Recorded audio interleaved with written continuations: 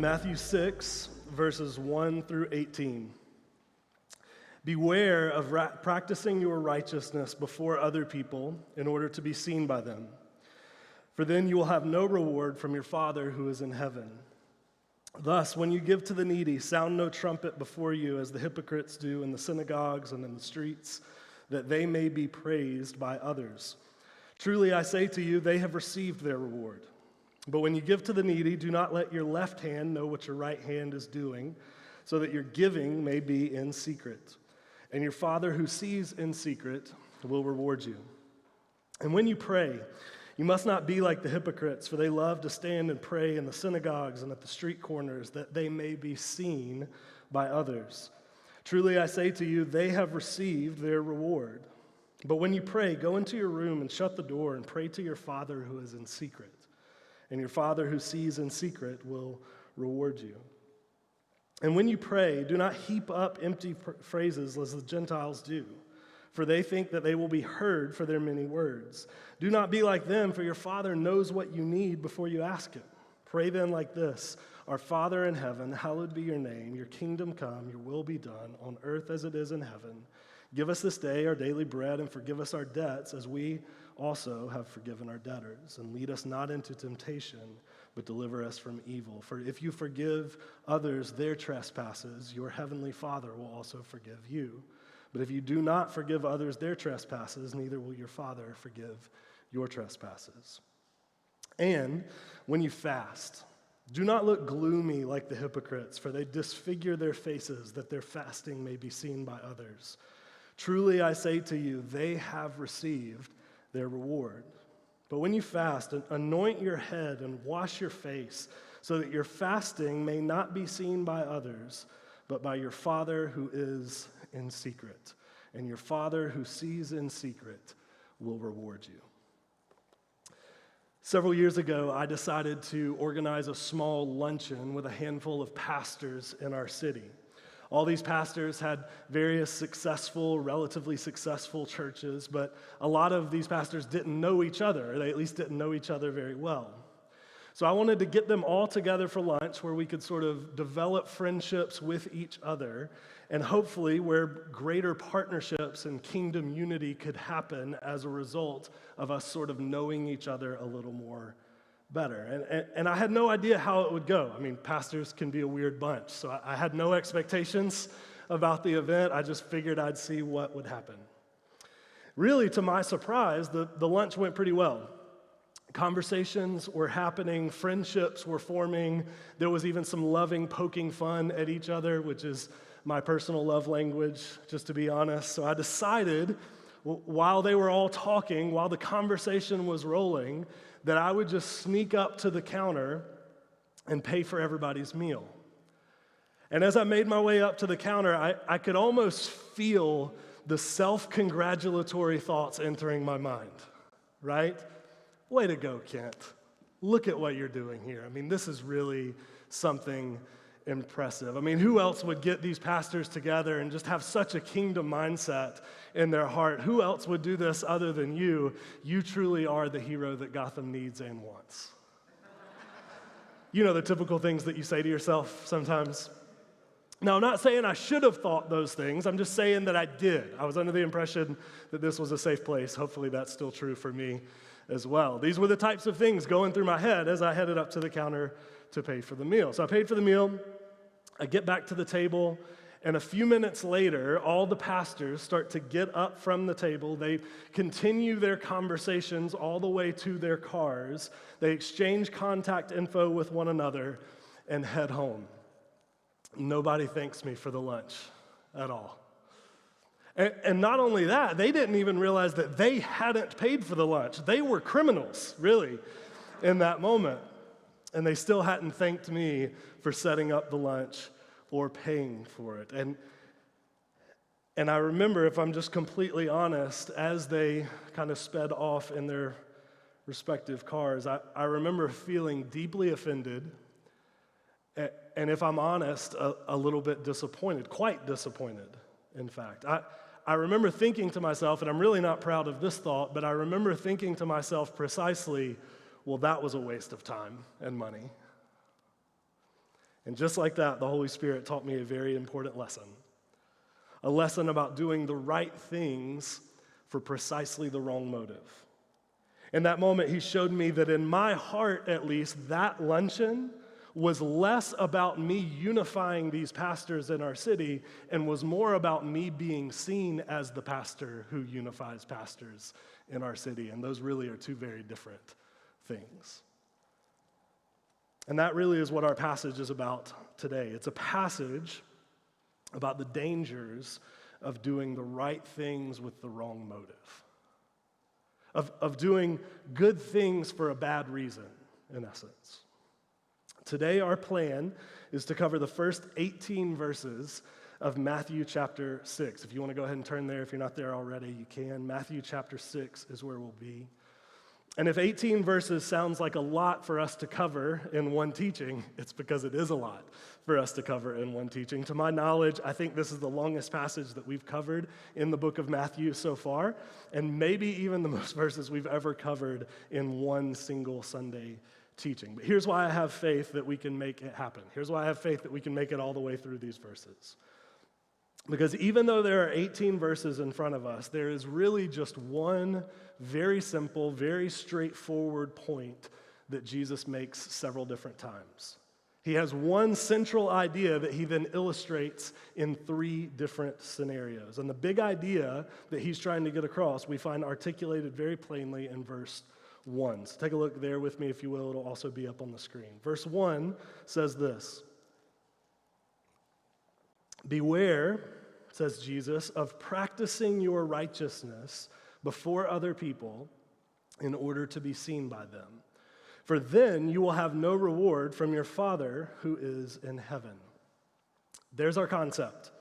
If we get what Jesus means by that one verse, we understand what he's trying to say for the rest of this passage. So let's figure out what he means in that one verse. First, what does it mean to practice one's righteousness?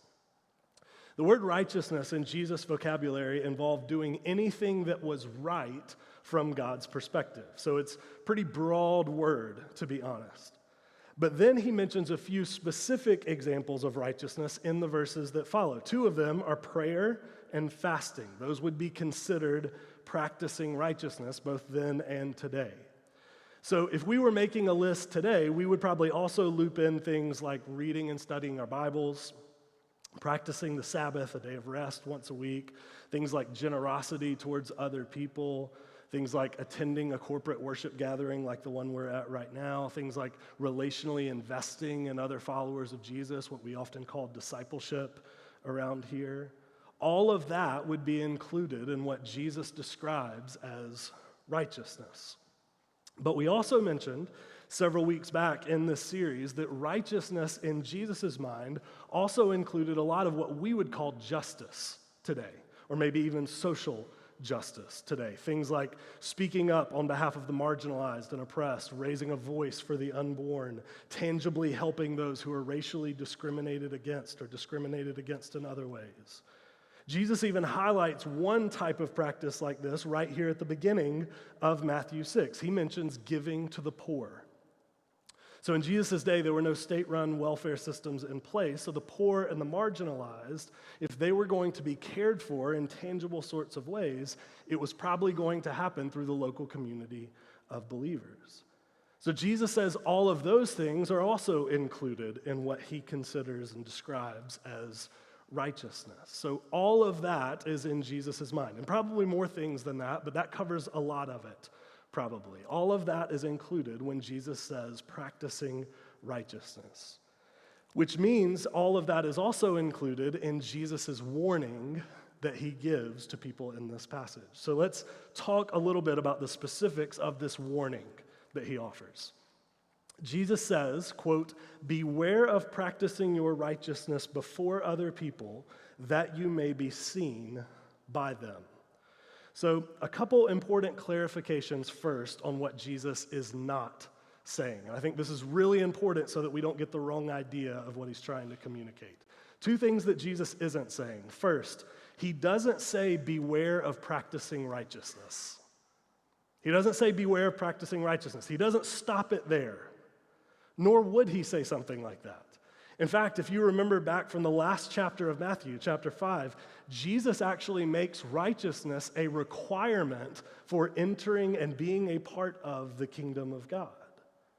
And in these 18 verses that we just read, he's going to say over and over again, when you practice these things, when you pray, when you fast, when you give to the poor, not if you do those things, but when. Jesus assumes that people will participate in practicing righteousness. He's a big fan of that. And the reason I bring that up, the reason I think it's worth pointing out, is because in some Christian circles, it seems like we've turned righteousness into a bad thing. So sometimes we call it by its other name in the Bible, good works. And so a lot of times in certain types of churches and certain types of followers of Jesus, we'll warn each other about righteousness. We'll say things like, hey, be careful about good works, brother. Watch out for good works. It's almost like we think good works, like righteousness, is something to be scared of. Now, I understand that on some level. There is a danger, to be sure, of defining yourself by your good works rather than understanding who Jesus is and what he's done for us. I understand that. But righteousness in and of itself is a great thing. Righteousness in and of itself is something we're called to pursue. Over and over again in the New Testament, it's going to say that we were saved by God in order to do good works. That was actually one of the primary purposes in Jesus rescuing us out of our sin. Just as an example of this sort of negative mindset towards works, I had a buddy in college who really struggled to regularly spend time in the scriptures each day. And so at one point, he asked us, some of his roommates, to check in with him to see how he was doing with that stuff.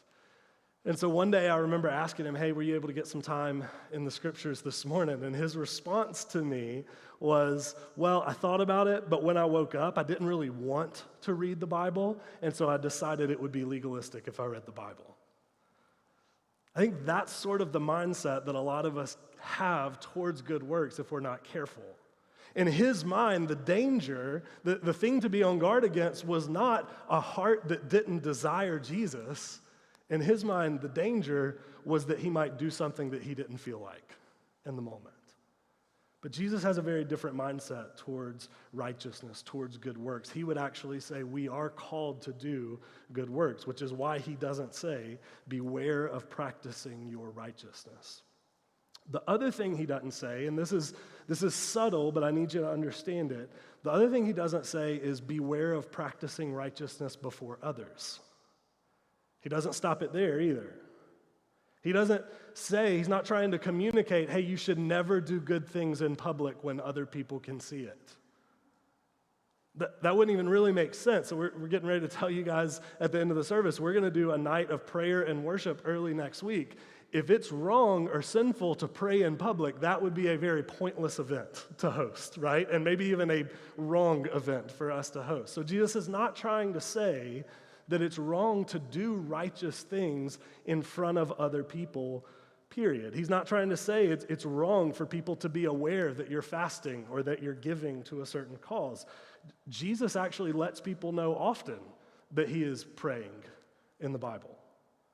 And again, back in chapter 5, it's even going to say, and this might throw some of us for a loop, in chapter 5, he says, let your light shine before others so that they might see your good works, that's the same word as righteousness there, and give glory to your Father who is in heaven. Before others, he says.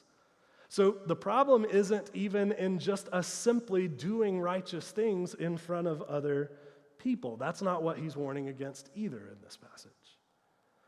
The warning that Jesus gives, what he does say, is not to do good things in front of others for the purpose of being seen by them. His concern is not with doing righteousness or even with where we do righteousness. It's with why we do righteousness. That's Jesus' concern in this passage. That phrase, to be seen by others, in Matthew 6. In the Greek, that's actually just one word. It's the word theathani. It's where we get the word theater. And it means quite literally to put on a show or a spectacle for other people. It's when you do something for the express purpose of being noticed or recognized or applauded by an audience. It's me paying for lunch with the other pastors in our city. That's the thing that Jesus warns against. Not righteousness in general, and not even righteousness in public, but theatrical righteousness.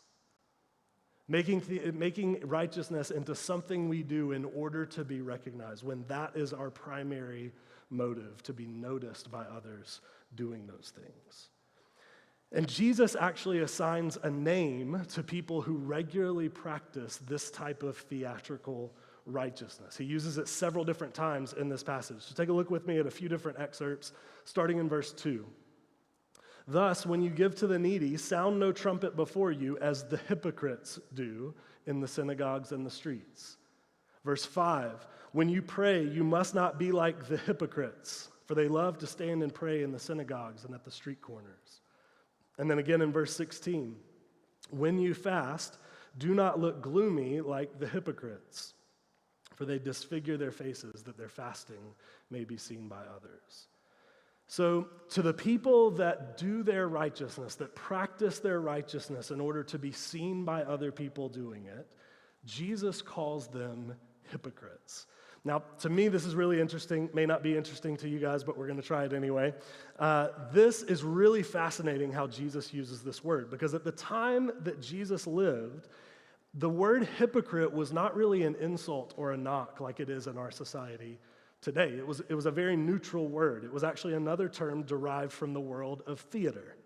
Generally, actors in a play at that time would wear masks to portray their various characters in the production.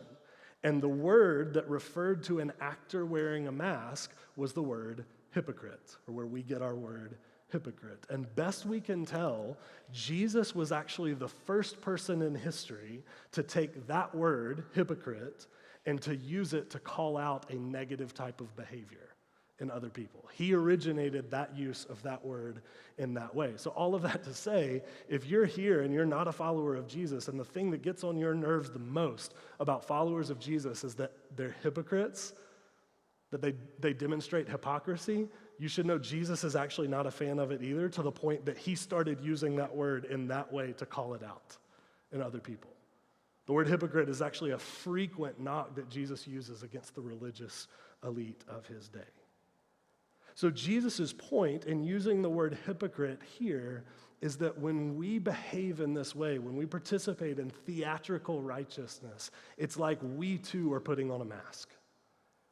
It's like we're walking up in front of people and we're taking righteousness, and instead of it overflowing out of who we are, it's a mask that we put on in the moment. And Jesus' point is that that is no way to go about being his disciple. That that's not what it looks like to follow Jesus at all. So the question then for us to wrestle with today is, are there any ways that we engage in this sort of theatrical righteousness? Are there ways that we actually demonstrate hypocrisy, practicing our righteousness before others in order to be seen by them? So think back over our list from earlier, the different things that we rattled off: prayer, fasting, Bible reading, attending worship gatherings, discipling other people. Whatever it is for you, are there any of those arenas in your life where there is a disconnect between your public passion about those things and your private commitment to those things? Is there anywhere where there's a disconnect between how publicly excited you get about those things and what people would observe you doing in regards to those things in public, and how much time and effort and energy you actually expend when nobody else is around towards those very same things? Is there a disconnect anywhere in your life? So the people in your life that view you as spiritually mature in any of those areas, people that see you as a passionate worshiper or a well-versed Bible reader or a knowledgeable disciple maker or any of that, would those same people be confused if they had a 24/7 glimpse into your life? If they saw the ways that you participated or don't participate in those things when other people are around, would they be confused if they saw your private commitment to those things compared to your public enthusiasm about them. So the people that view you maybe as a person who is passionate about prayer, passionate about seeking the face of God through prayer, would they be confused if they got a 24/7 look at your personal prayer life or lack of a prayer life? The people that see you here on Sundays with hands lifted in worship to Jesus, would they be surprised if they had a full glimpse into the types of things that your time and your energy and your money go to on a regular basis? Because you know those things are what we worship to. Those things reveal what we worship to. Are there any areas where people, if they had a 24/7 glimpse into our life, they would spot a sort of misalignment between our public righteousness and our private righteousness? So I'll tell you, for me, this week as I was wrestling through this passage and just praying through it, I'll tell you what I was convicted of through this passage. I felt like the Holy Spirit showed me that often I will work a lot harder to study and glean from a passage when it's one that I'm going to be teaching to you guys. I work a lot harder to research it and find out what a bunch of different people say about it and to really make sure I'm getting at the heart of the passage when I know I'm going to be teaching it to you guys than when I'm just studying it for myself. Now, there's some of that is probably okay, right? Obviously, the stakes are higher in what I communicate to you guys than just me alone. And so it might be good to some degree that I'm researching those things a little bit more. But if I'm not careful, that can easily become theatrical righteousness. It can easily become this thing where I'm curating a certain image of me as somebody who knows the scriptures and knows how to apply the scriptures and knows clever things to say about the scriptures and is failing to apply those things to my own heart and my own life. That can very easily become wearing a mask, being a hypocrite, practicing theatrical righteousness. So that's the type of thing we're asking here. That's the sort of thing we need to be wrestling through when we read Jesus say things like he says in Matthew 6. Is there anywhere in our life where that is true of us? Where our righteousness in public does not match our righteousness when nobody is looking? So I will say with this, don't forget also to loop in the justice side of righteousness. So the people who scroll through your social media feeds on a regular basis, the people that see you raising a voice or raising awareness about any number of different social issues that you're passionate about, would any of them be surprised if they found out how little time, effort, and energy you actually put into fighting those issues? Would any of them be surprised to know that really the stuff you post on social media is about as far as it goes? I remember just this past summer, there was I think just one day right after the killing of Breonna Taylor and George Floyd, when a lot of people posted those black squares to Instagram. Do you guys remember this? I think it was on Instagram, might have been on Facebook too. People posted these black squares on their social media feeds, and it was this black square accompanied by a caption that said something like, "I'm listening." And it was meant to communicate, a way to publicly say that we are listening to the voices of people of color throughout our country when they say that they are being discriminated against. So it was this fantastic thing to do. I posted it on my feed. I know a lot of you guys did too, and I think that's fantastic.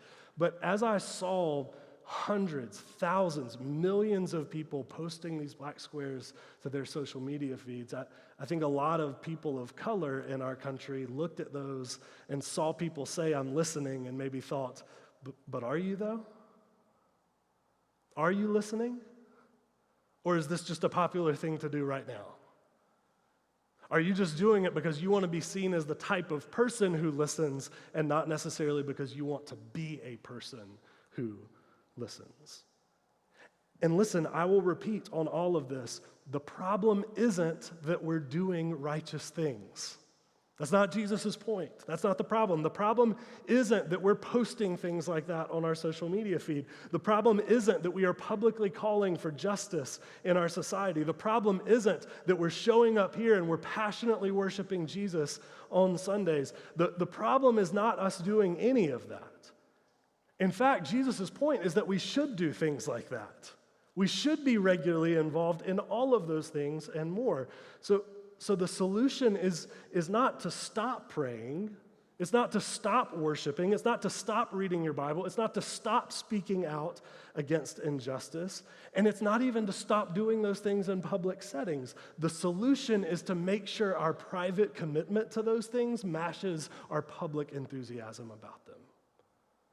That's the solution. That's what Jesus is pushing for here. The solution is to make sure that our good works, our righteousness, come from an overflow of what's in our heart and not in the form of a mask that we put on when the right mood hits us.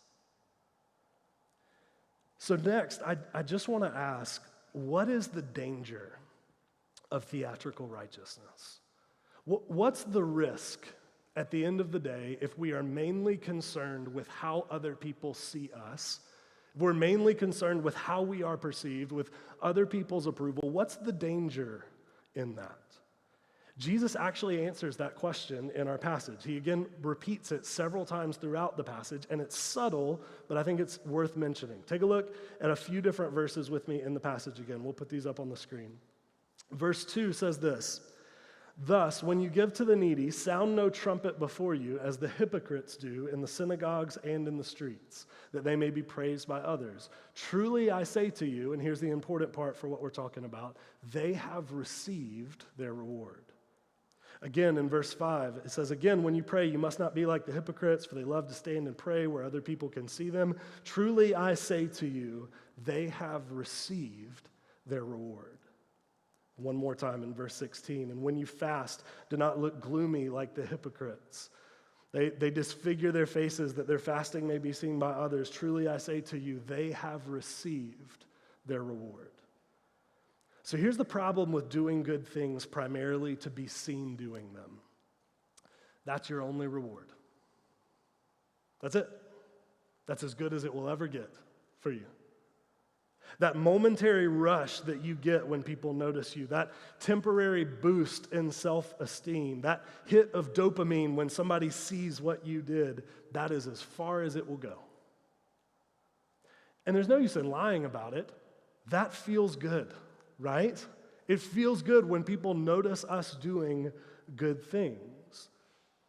I think we can admit that that feels good on a sort of visceral soul level to some degree. That is indeed a reward, which is probably why Jesus calls it a reward. But at the same time, if we're honest, I bet we would also admit that we usually put an awful lot of effort in to obtain a little bit of reward. Maybe even a disproportionate amount of effort. Some of us have spent our entire lives working tirelessly just to hear the occasional good job from another person, or hear the occasional good job from a specific person or a specific group of people in our lives.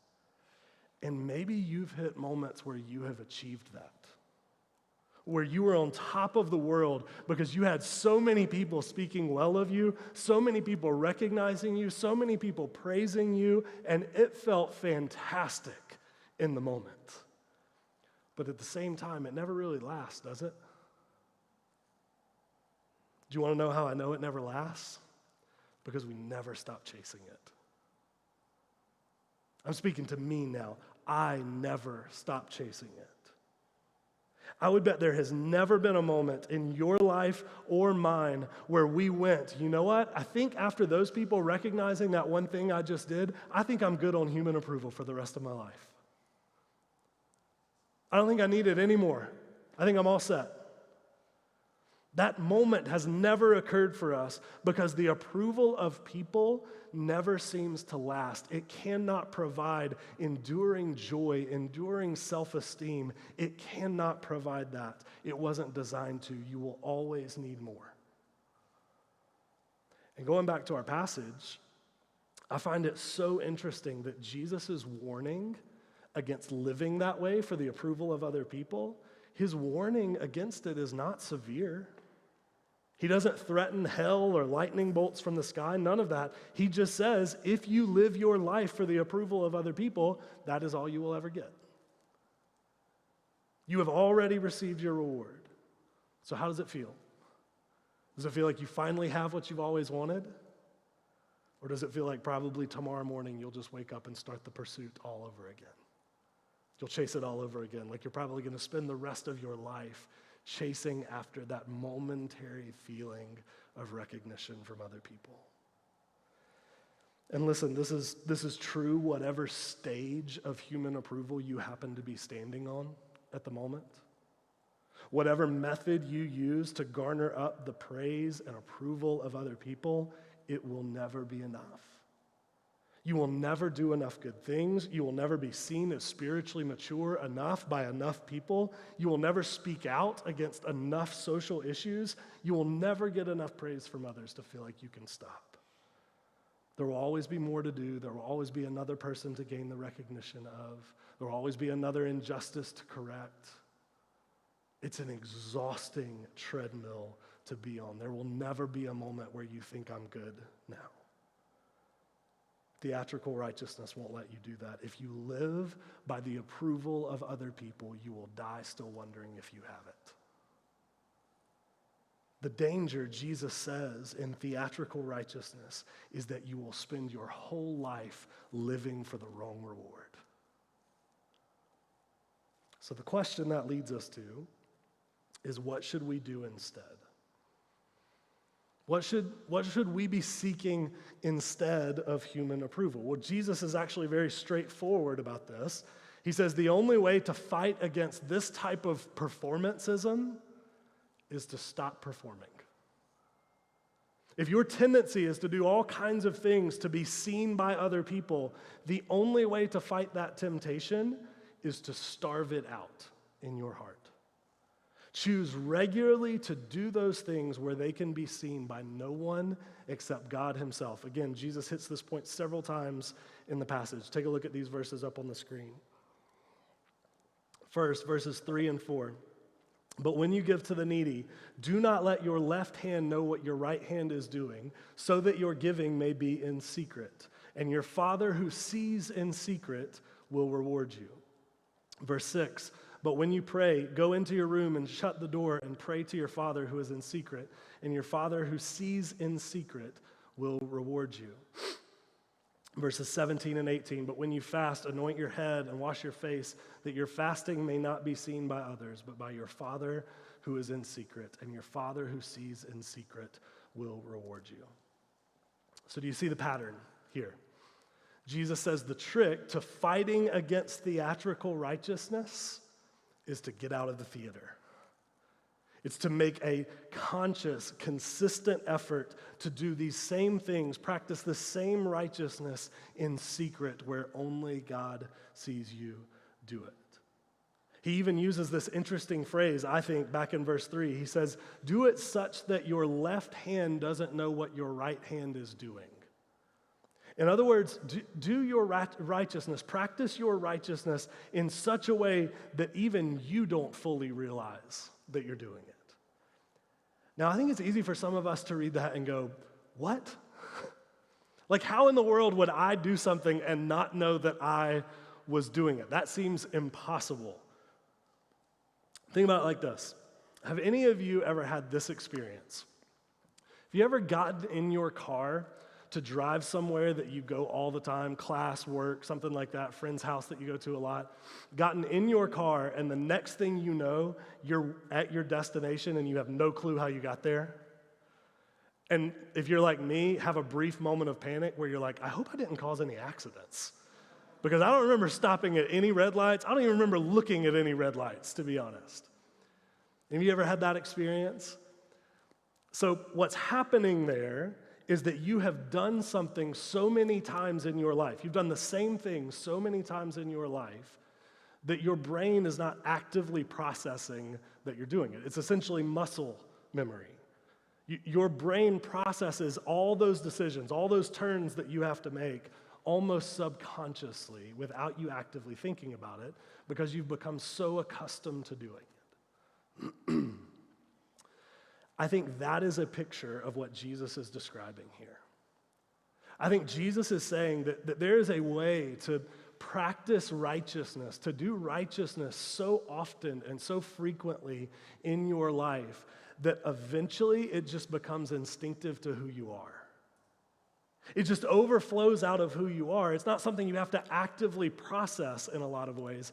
It just happens because it is innate to your very personality, to your very character. And often what happens is that then doing righteousness becomes second nature to you, to where even your left hand doesn't know what your right hand is doing. I want to tell you a story about somebody that I know that I think is an example of this, maybe the best example of this that I've ever met. I want to tell you a story about a guy named Steve. So Steve is actually the late father of one of our city church members. But while he was alive, Steve was one of the most generous people I have ever known.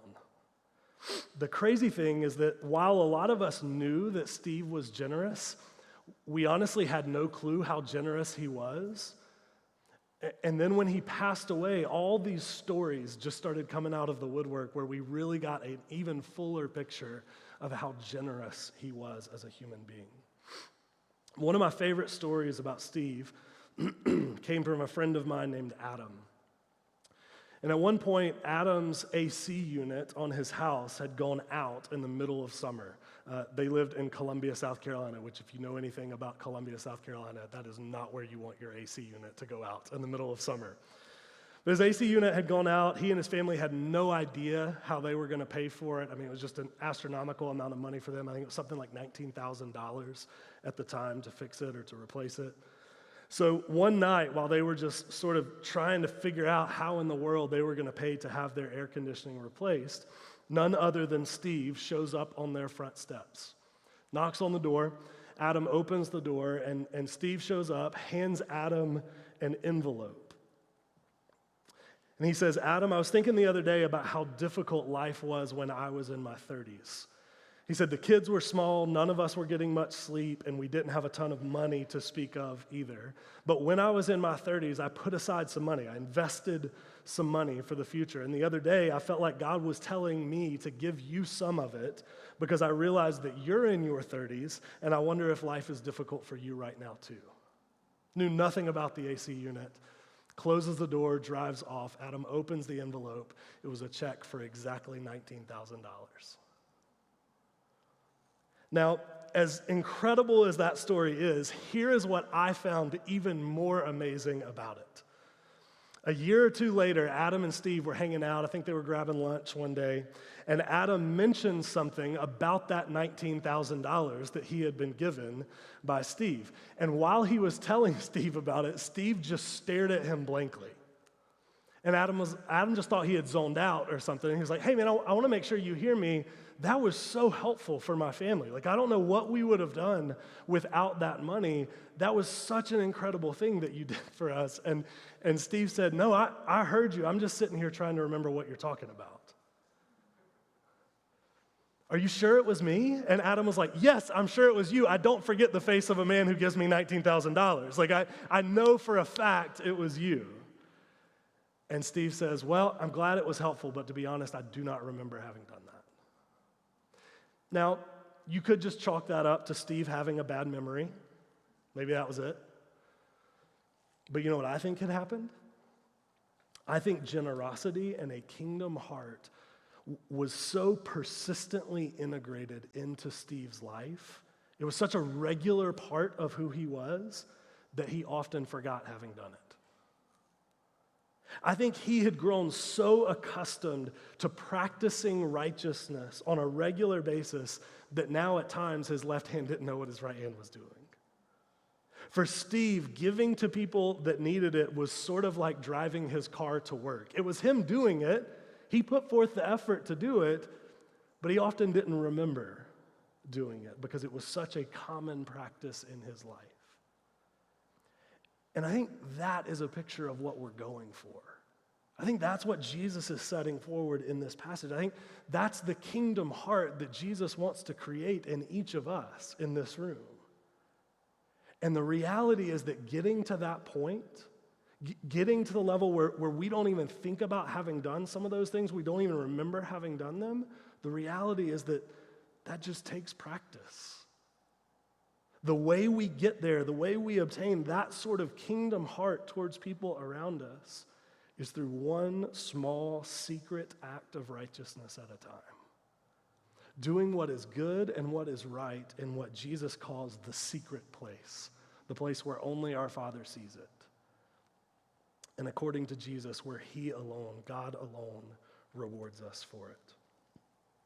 So briefly before we're done, I just want us to talk for a second about this idea of God rewarding us. It's an idea that Jesus mentioned several times in the passage. This idea of God rewarding us for good things. Because I know for a lot of us, depending on what church tradition you came from, it might be an easy idea to get hung up on a little bit. I grew up in a church tradition that did not talk much about God rewarding us because it felt theologically weird to talk about. Like we spent a lot of time talking about how salvation is a free gift and it's only earned through what Jesus did on the cross. And so then to say that Jesus and God the Father rewards people just felt like an odd thing to talk about.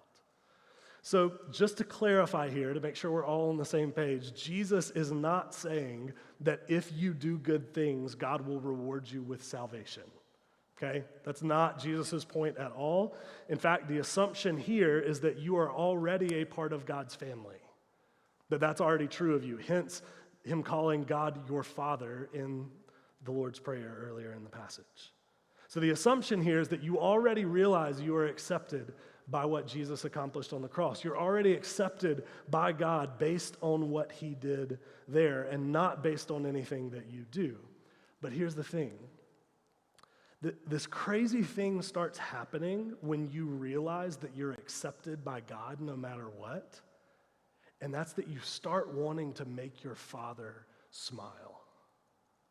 You start wanting to make your Father smile. You start wanting to do things that please Him, that make Him happy, that bring Him joy. That's the nature of a good relationship between a son or a daughter and a father.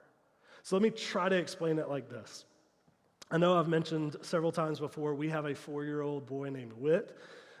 Just about a year and a half ago, Whit became a big brother to a sister named Nora, and for the first year or so of his life, Whit was not the biggest fan of Nora. That may come as a shock to you.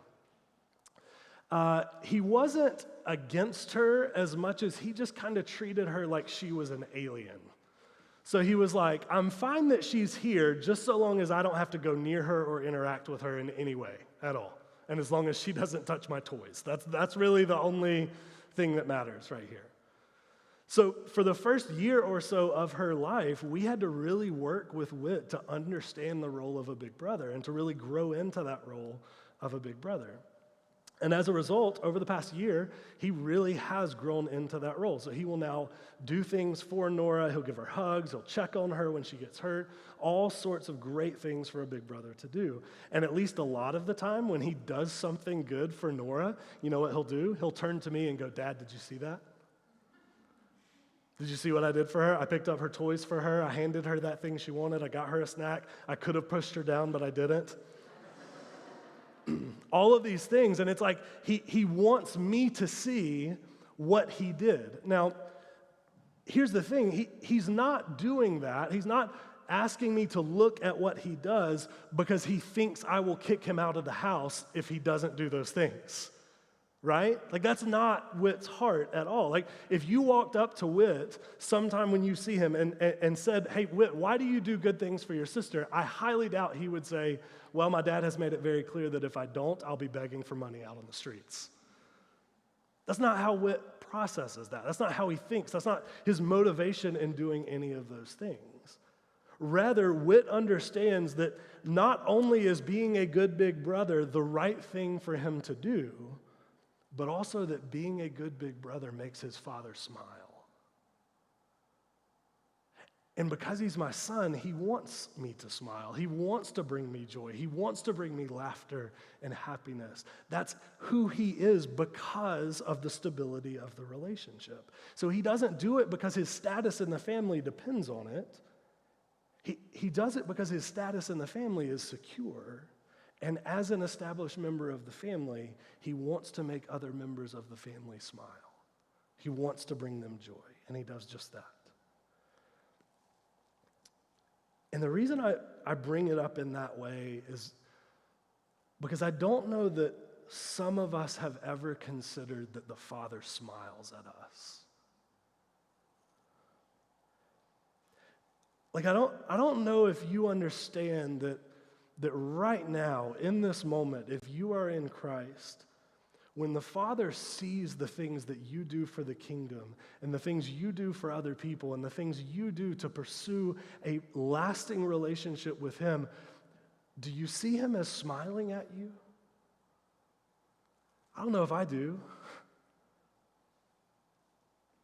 I think I instinctively see the Father most times as just kind of this, well, good job. You did what you were supposed to do. Way to go. That's not the Father's posture towards us. Through Jesus, the Father smiles at us. He's pleased with us.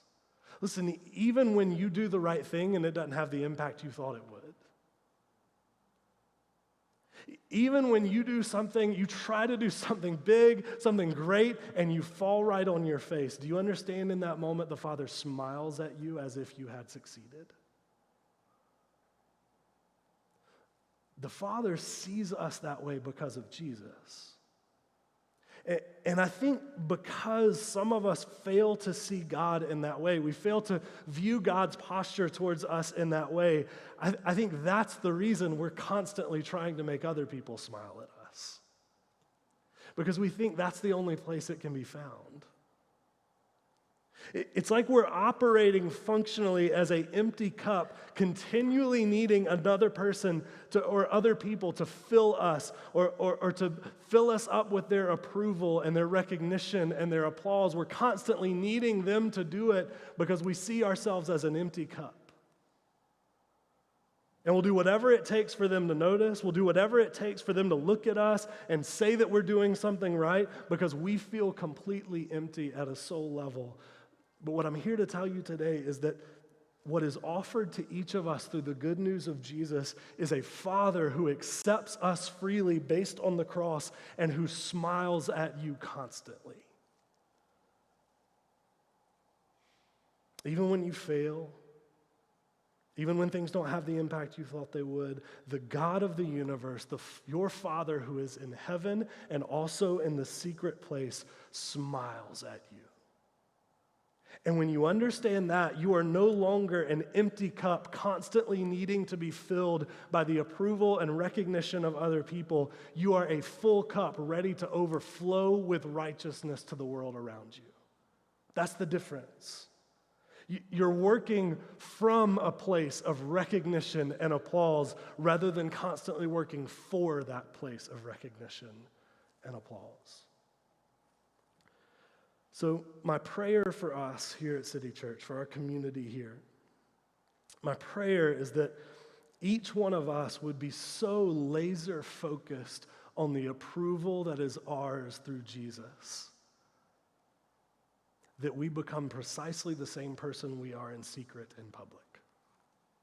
That there's no difference. Because in both places, we're working for the same person's approval.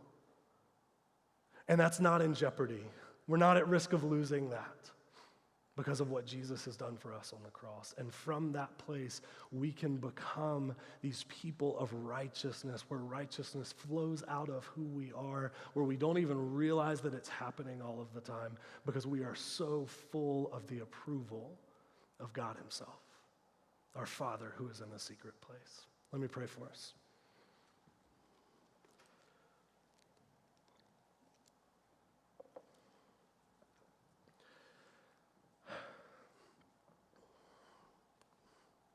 Father, I know in a lot of ways this is a deeply personal teaching for a whole lot of people.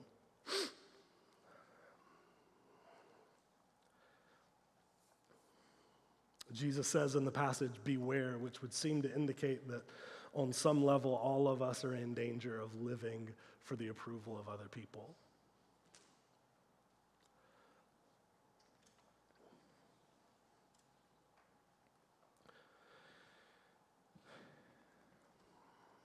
And God, it's such an easy drug to live for.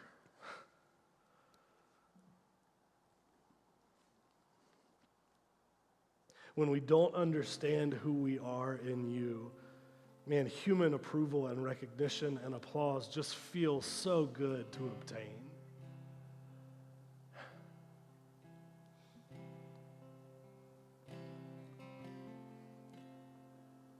But God, at the end of the day, I think all of us, if we were honest, would admit that we're kind of worn out by it.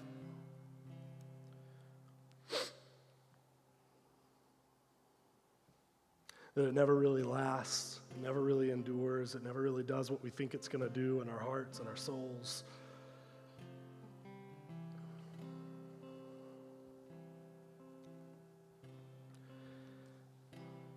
But God, you tell us that you are the fountain of living water. You never run dry, you never run out. God, the flow of affirmation and recognition and applause, God, that is constant with you. Not because of who we are, because of who your son Jesus was. And so, God, for those of us that maybe have never functionally drank from that fountain, God, I pray this morning for the first time we would.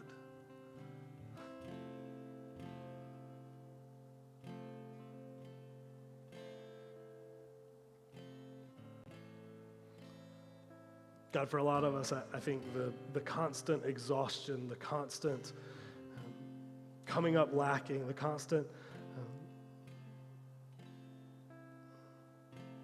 God, just downright effort that we put into chasing the approval of other people.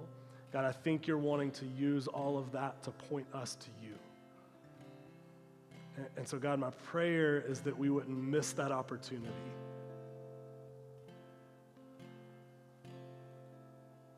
My prayer is that this morning we would go to the fountain of living water and we would drink. And that we would become these full cups of approval that overflow in lives of righteousness to the world around us. That's our prayer. That's what our world needs. Our world does not need more people that pretend to be good. Our world needs more people who are actually good. And God, that goodness, that righteousness can only come from you. It can't be put on like a mask.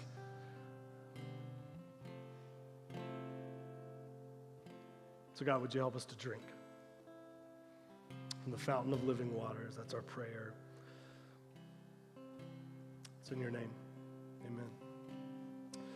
I invite you guys to stand and worship Jesus together with us.